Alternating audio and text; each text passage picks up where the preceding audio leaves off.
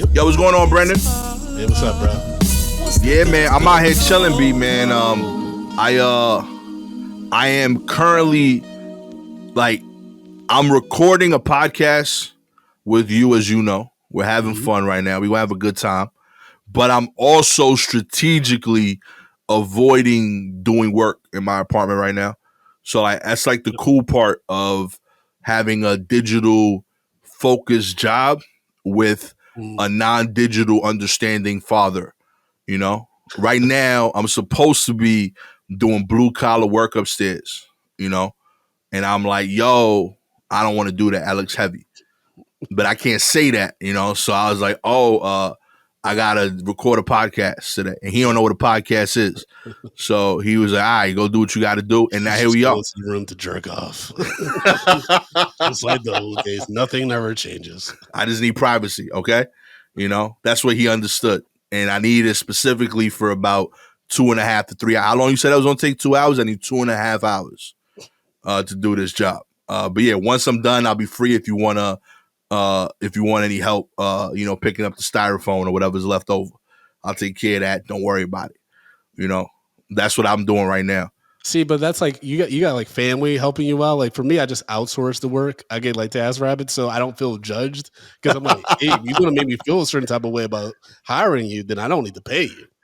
I'll pull a trip and not pay you for your work. I hear that, but like the thing is, like to do it, they're installing my new laundry machine.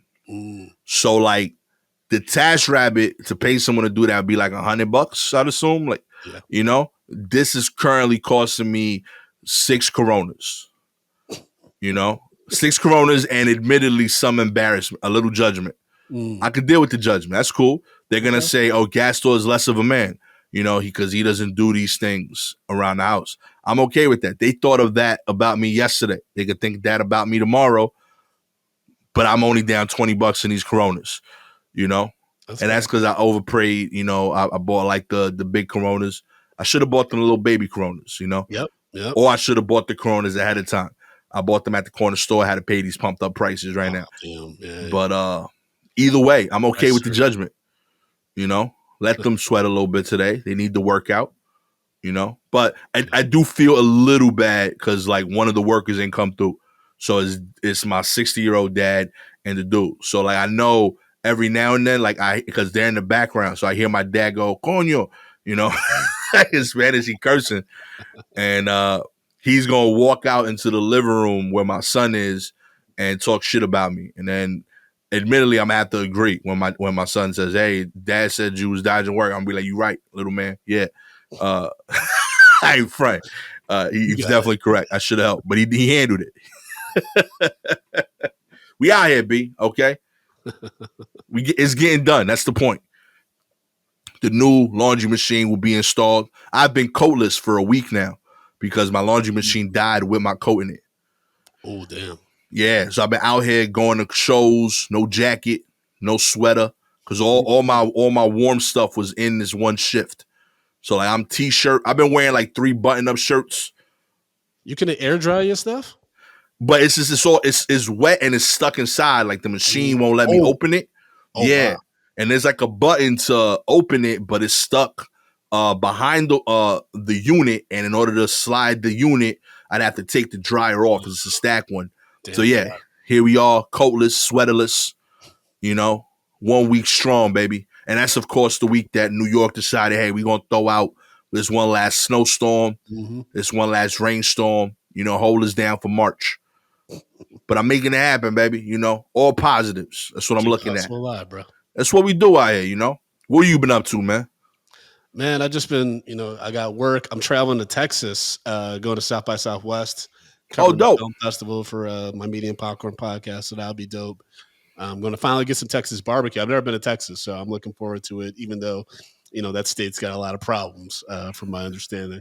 But yeah, man, I'm just chilling. I'm looking forward to watching a lot of movies, and just trying to live my best life, bro. That's all I can do. We only have this one life. I'm just trying to milk the shit out of it. Amen. I like that perspective in life, B. I feel like, not enough t-shirts say milk the shit out of it. I'm surprised that hasn't. It's a bit suggestive, so I can see why. I feel like that's why it should be on a t-shirt, because it could be like double meaning. And like I feel like t-shirt companies like silly shit like that. Yeah. Like it's not it should be a bumper sticker somewhere. Life, is like life is like a titty, milk the shit out of it or something. Like that should be. I'm not saying it's a good bumper sticker. I'm just saying I'm surprised it's not one. There's people out there making money off of that, like it's on a mug or something. And being sold on like Facebook ads. But it's catchy. I think more people should look at someone, make that a business. Let me know how it goes. Do like Facebook advertisement on Brandon's slogan. Send him residuals, like 5% of the sales. 10%. Oh, yeah.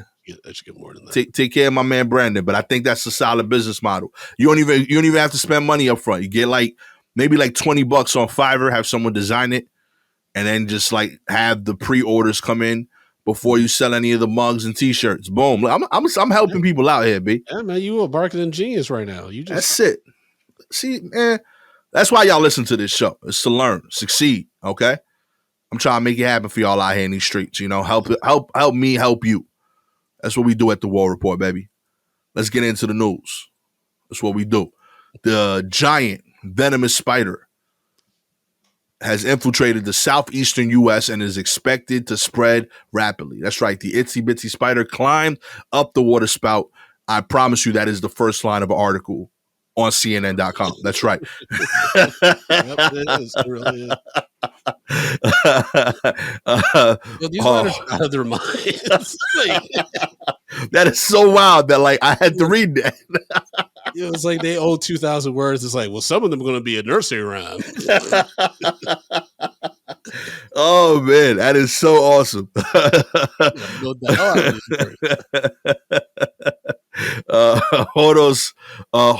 Horo spiders, or Trichonephila clavata, I think I'm reading that correctly, can grow up to 4 inches in length, about the size of the palm of your hand or larger, and it could spread into the northeastern United States, according to Benjamin Frick, co-author of a study of the Horo spider species published in the Journal of Psychological Entomology. With spindly legs, and striking black, yellow, and gray striped abdomen, the spiders are native to southeastern Asia, but already spread nearly a decade ago to southeastern U.S. with its warm climate, said Frick, an undergraduate ecology student at the University of Georgia in Athens. In his research, Frick determined that the Horo spider can exist in colder climates too, which is why the spread to the northeast is possible. While not a threat, and there is no data to prove they are harmful to the environments where they move to, in light of this, people should not embark on spider genocide. All this would achieve is needless killing of a beautiful animal. That's right. My man's trying to get ahead of it because there's going to be some pretty spiders out there that you're going to be scared of. But he's saying don't kill it, collect it. Nope. Okay.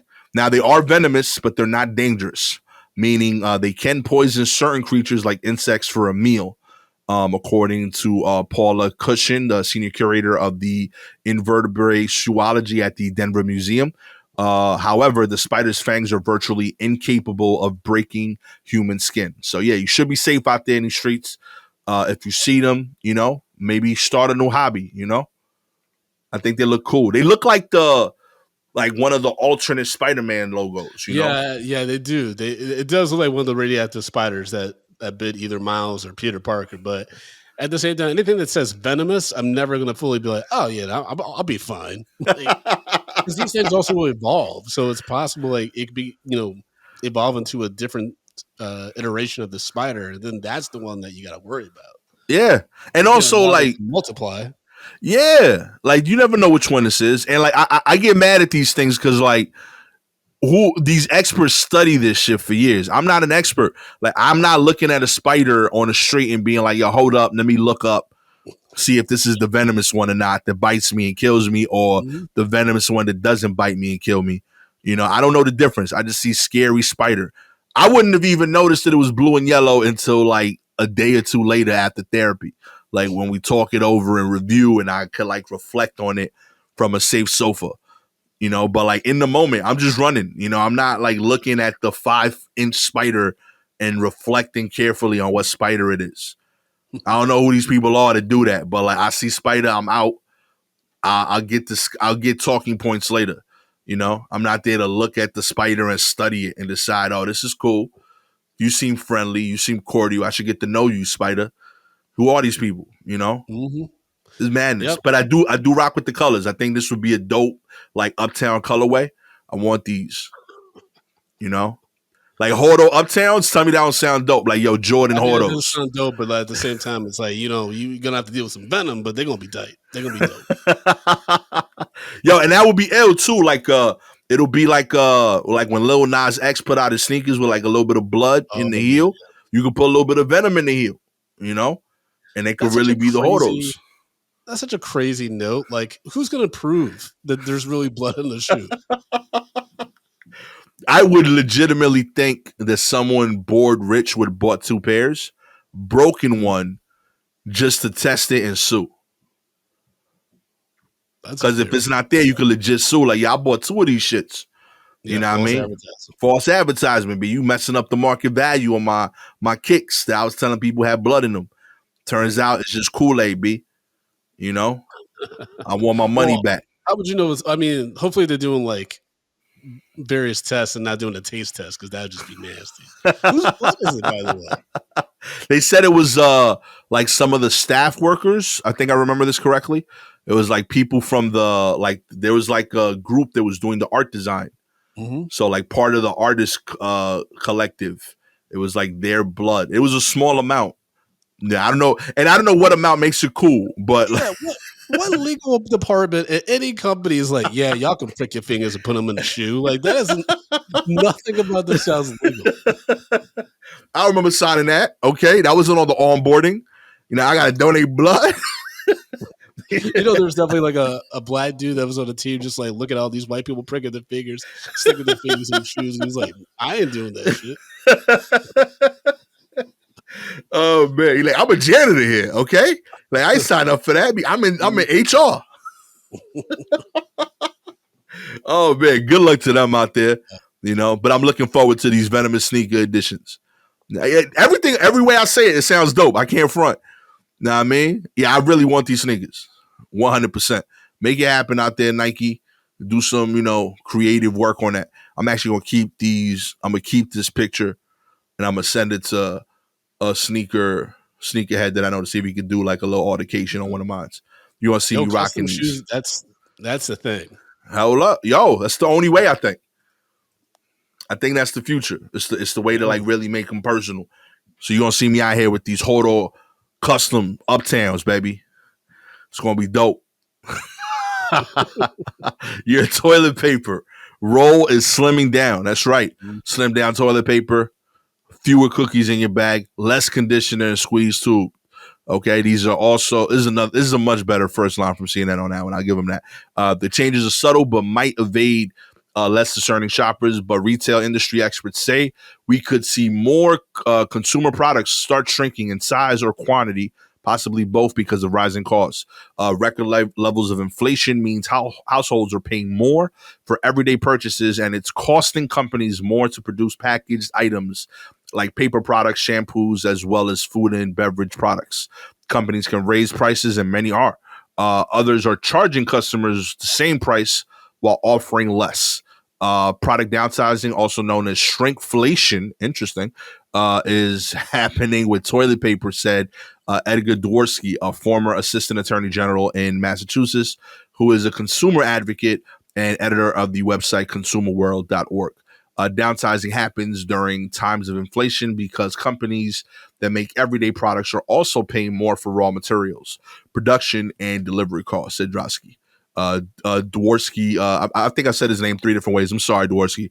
Dworsky said product downsizing is becoming increasingly prevalent, and he recently picked up on several instances of brands inconspicuously shrinking the size of their products. For example, Procter & Gamble's Charmin Ultra soft toilet paper 18-count mega package now contains 244 two-ply sheets, down from the previous 264.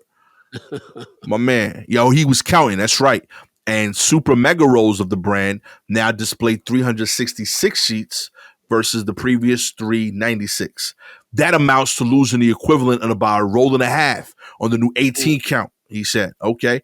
Dworsky Adds up. noted. Yo, my man out here. He keeping track for us. He noted large size toilet paper packs are most commonly stocked in stores now. It's almost impossible to find a 4-pack, he said. Yo, I really feel like Dworsky was just yelling at a Target.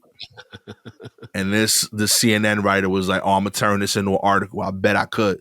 And she took on the challenge and she made it happen. I mean, it's a good thing to bring to the light, because one of the only few embarrassing things that to buy consistently would be toilet paper, because everyone knows, oh, that person's got to poop. Like if you align with a stack of toilet paper, people are like, oh, you're gonna have to take a shit, and so like they have to go even more times to get to re-up your your toilet paper. That's not a good look. That's fair. Yeah, I stopped buying it in stores. You're right. I don't want people judging me. That's a delivery to me. Mm-hmm. Yeah, I made that an Amazon purchase so I could avoid the judgment. I don't want you seeing my shit in volume. Yeah, I dig that. Yeah, I feel like we getting jerked. They're rolling a half at a time. My wife buys like fancy toilet paper that gets like sent in like these different design covers and stuff like that. I'm like, it's just toilet paper. Like it's just going on our ass. Like, what are you doing? How much does toilet paper cost? But there's very few things that she likes to spend money on. So the fact that it's toilet paper, I'm like, there's worse things that she could be. It's still weird. I've always wanted to like add like phrases related to the task that like are silly. Like I wanted to make like my own toilet. Like I wanted the toilet paper to be like what Taco Bell hot sauce packets are like, where they're like, "Oh, you ready?" Like shit like that. Like they like be like, "Yeah, you can't handle this." I wanted the toilet paper to similarly like be understanding. Like I can't believe you putting me through this. Like I wanted to put stuff like that on the toilet paper. Like, I don't know why. I just feel like it'd be silly, and there'd be like a real particular niche market for that. Like people would buy it for like birthdays. Mad weird, bro. Mad weird. Listen, I'm inspired when I'm inspired. Okay, I have different business ideas. I'm not going to step on your dreams. You know what? Just because of that is the next business I'm starting. I'm writing it down now. Sell toilet paper to prove Brandon wrong. I'm writing it down. This is going to be the new dream. Toilet paper empire. I mean, you could, hustle some toilet paper like after a comedy show. You could be like, if y'all like what I did, y'all can get some of my toilet paper after the show. I'm selling 3 for $12. Let's go. I'm doing better than Target, okay? 396 sheets on my rolls, okay? I'm ready. Admittedly, single ply, so it's a little dry. Yeah, I spit on these, but it's still good. We out here, baby. Counterfeit Patrick Mahomes' cheap Super Bowl rings seized as part of a federal bust. That's right. U.S. Customs and Border Protection announced on Monday that it has seized 80 fake Kansas City Chiefs Super Bowl rings, including some with Patrick Mahomes' name engraved, and other counterfeit memorabilia in Louisville, according to TMZ Sports. The fake memorabilia package was being shipped from China to Florida. U.S. Customs and Border Protection said the package was worth $345,000. Is that like real world value or even the value of them being known as fake? I'm curious. In addition to Chiefs Super Bowl rings, the package included a large amount of fake Mahomes memorabilia. There were also 30 fake Tampa Bay Buccaneers Super Bowl rings, 110 fake Atlanta Braves World Series rings, and 10 fake Milwaukee Bucks NBA championship rings. Yo, they was doing it. Okay. Guys, with that many, I imagine that the material is worth. That's what like adds up that worth. Yeah, for real. Yeah. Those are numbers. To convince people, you have to make it as authentic as possible. So you have to use like legit materials, probably. Yeah, like you could probably go to like 14 karat gold, but it still got to be gold. Mm-hmm. You can't just be out here with spray paint. Counterfeit jewelry continues to flood e-commerce markets, and these rings were focused on a select group of sports collectors and their fans.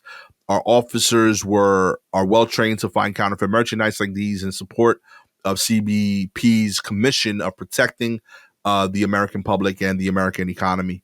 In January, 56 shipments of 1,382 fake sports championships and trophies were seized by the authorities. if they were assumed to be authentic, the items would be worth around $1 million. Like sports cards, some of these are worth more than $1 million. Sports memorabilia has become very popular over the last several years, with collectors looking to get their hands on some of the best items. Yeah, this is wild. I'm impressed with this hustle though. This is pretty dope. I feel like this would be I feel like this would be the crime that like I'm least hurt by. Like if I'm mad, at least I still have a dope ring. You know, like I can still wear that. If you like a big fan of like the Chiefs, you'd be like, oh nah, I really believed in them that year, so I wanted my own. You know, I feel like that's cool, and it's still real gold. It's just not the real ring. Yeah. Yeah, I think I could live with that. Yeah, I could definitely deal with that. I rocked a fake Louis Vuitton backpack like Kanye had for about 2 years. Like I'm giving counterfeit, like because if you're hoity-toity enough to be like, oh, that's fake, I'll be like, why do you care? Let me be Yeah, great. Let me just shine. that's it. I'm with that. Yo, low key, I'm seeing more and more of this future of you playing Kanye. Bro, Yeah, I'm trying to make it happen, man. I'm gonna try and make it happen. I'm rooting for you, brother. Sincerely, I've never, I don't think I've wanted many things more, Brendan. I literally, I'm not gonna go down this rabbit hole, but I literally choreographed a dance my senior year in college for this dance concert to Kanye West songs, and I called it "Branduation" on a play on graduate. Yes, I used to be big into Kanye. Like he's insane now, and his music has been inconsistent as hell ever since My Beautiful Dark Twisted Fantasy. But early Kanye, yeah, I was a stan. Yo, I'm with it. I've been trying to get Kanye elected to office Oh, jeez. longer than Kanye. Okay, I love it. I love the idea of it. I want him to be president. Until like maybe 2 months ago, I was still on board. You know, way later than most people. You know, I think even later than Kanye. I still believe in the idea. You know, and I still think there's a possible comeback. So who knows? We out here. It might happen. You know, and you know what's gonna start it when you play Kanye in that movie. It's going to remind people of the greatness that is Kanye that's within him, you know? Putting it out there. Watch. It's going to be a resurgence. It's going to be like when that black dude was president in 24 and then people were like, oh, Obama might not be a bad idea, you know? Same idea. Right. It's going to happen, you know? Put it out Dennis there. Dennis this shit. Hell yeah. Boom. You heard it here, baby. Finally, AMC may sell you popcorn outside of the movie theaters. That's right. AMC Entertainment, the theater chain and darling of the meme stock crowd, is hoping to profit as more people stay home to watch movies on streaming networks like Netflix and Disney Plus. How? In the immortal words of NFL Hall of Famer Terrell Owens, get your popcorn ready. CNN. Yo, what's going on with y'all today, B? Yo. You're crazy. Y'all wilding out over there. AMC announced last week that it hired a veteran. Cause yo, I feel like low key, yo. Every one of these first paragraphs, I feel like I wrote these, and like I don't assume I'm CNN. Okay, that's not my vibe, but I'm about to apply. Every single article, I feel like I could have wrote these first paragraphs. AMC announced last week that it hired a veteran consumer products executive to try to ramp up its business of selling its popcorn at retail stores, not just theaters. Ellen Kopikin, previously an executive at Pepsi, Frito-Lay Snack Unit, and Twinkies owner, Hostess Brands, will start at AMC on Friday as the company's VP of Growth Strategy. It's a new position for AMC, and Kopikin will report to the Chief Strategy Officer, Mark Pearson. AMC first said in November that it was planning to make a bigger bet on the popcorn business. I'm blown away that these are like real sentences, like the popcorn business. Like this is wild to me. I'm with it though. I'm with it. Movie theater popcorn. There's nothing like it. Like I've tried a bunch of different brands to make at home. Yeah, and it's just not the same. Like when I went to go see a Batman recently, I just was like sitting back, not only enjoying the movie, but just eating this buttery popcorn. I'm like, I don't get this at home. This is special. But like, how do you create that at home? Well, I think like they would have to be assembly, right? Well, I don't know. I guess maybe like depending on the manufacturer who like will create it, like they will try to replicate it exactly the way that AMC sounds. But I know there was also in that article they talked about how you could do pickup. Yeah. which would be crazy because that you're a lazy motherfucker if you do an Uber Eats for like popcorn, nachos, and movie theater hot dogs. Like that's wild. But I can see a world where we do that though. Yo, I can see that happening. that's bananas, me. I can't do that. I like yesterday. My wife wanted wings from Checkers, and like between the wings and the baconzilla that I ordered for myself, it was like $45. And like on principle, I was like, I gotta go get this myself. I can't do that. I'm like, this is like $18 if I go to the store myself. You know, I believe in tipping the driver, but there comes a point where like, oh, that's just the whole tank of gas. I could have just loaded up myself because I don't want to drive for 10 minutes. Yep. You know? Yep. So yeah, I cannot I get you if I'm there and I gotta spend $35 because this is the only popcorn that you'll let me have because I can't sneak in stuff no more, you know.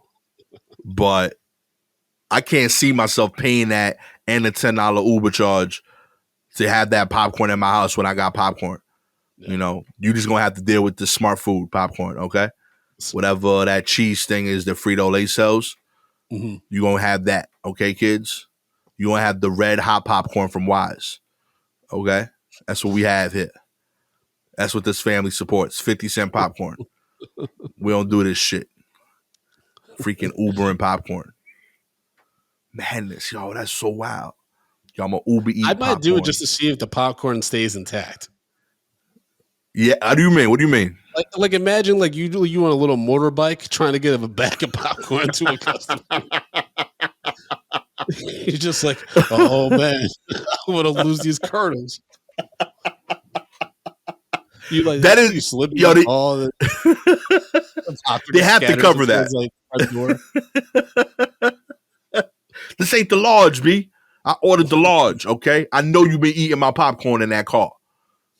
Put it back, B. I caught you. You heard it here first. Popcorn will start the next war, okay?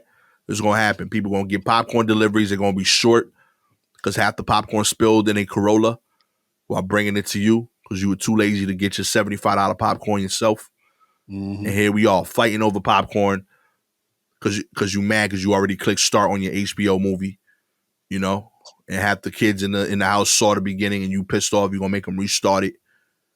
You're going to be inside yelling because one of your hands is going to be buttery and the other one's not because you was the one that was told to pour out the popcorn into bowls. All that because you didn't want to go to the movie theater. Save that drive. Choices, bro. Real. This is the weirdest way to start the apocalyptic end of this world. I know. But I promise you it can happen. It's real. I'm going to write that script. Okay? Brandon's going to star in it. It's going to be a new vehicle. You know? That's right. He's going to win awards for it. Because first he's going to win like real artsy awards. Like independent spirit shit for the Kanye portrayal. But this is what's going to make him a star. The vampire movie that starts with the popcorn. Yes, from AMC Theaters, baby. You heard it here first. If you would like to support the shitty movies that I want to make, starring superstar actor Brandon Collins, all you got to do is like and subscribe with the show, baby. If you're an Apple or podcast listener, we appreciate your ratings. 4 stars means you don't see the vision. You don't believe that popcorn could start a war. You don't see what I see, okay? 5 stars, you've tasted AMC popcorn. You understand how serious this is, okay? Yep. Salt and butter, baby. It's different, okay? The salt and butter popcorn flavor at the store, not the same, okay? You trying to melt your own butter on the popcorn, too lumpy, too soggy. You don't know what you're doing. You don't got the right tools. Leave it to AMC, okay? 5 stars, you see the vision. You understand. You've had it before. You a genius. Get on board with this. Also, we're looking for private investors for our Kickstarter for the Brandon Collins films. That's right.